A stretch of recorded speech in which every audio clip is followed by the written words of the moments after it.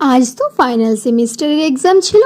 আমি তো রেডি হয়ে পুরুলিয়া চলে এসেছি, কারণ আমাদের এক্সামের সিট পড়েছিল পুরুলিয়ার নিস্তারিণী কলেজে। তার এবার আমরা চলে যাচ্ছি রুমে। রুম থেকে বেরিয়ে আকাশের অবস্থা তো এমনি ছিল।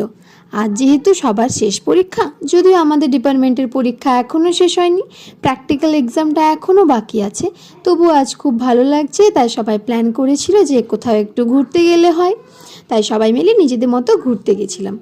আর এদিকে আমি আর অঙ্কিতা একটু ঘুরতে গেলাম নিজেদের মতো করে। প্রথমে একটু মলে গেলাম, ভাবলাম যদি কিছু ভালো জিনিস পাই তাহলে নিয়ে নেব, ওই ড্রেস আর কি। তারপর ওই মলে কিছু পছন্দ না হওয়ায় অন্য একটি স্টোরে এলাম, এখানেও নিজের একটু ভিডিও করে নিলাম। আসলে অঙ্কিতা একটু ট্রায়াল দিতে গিয়েছিল, তাই আমি তো বোর হচ্ছিলাম, তাই এসব করছিলাম।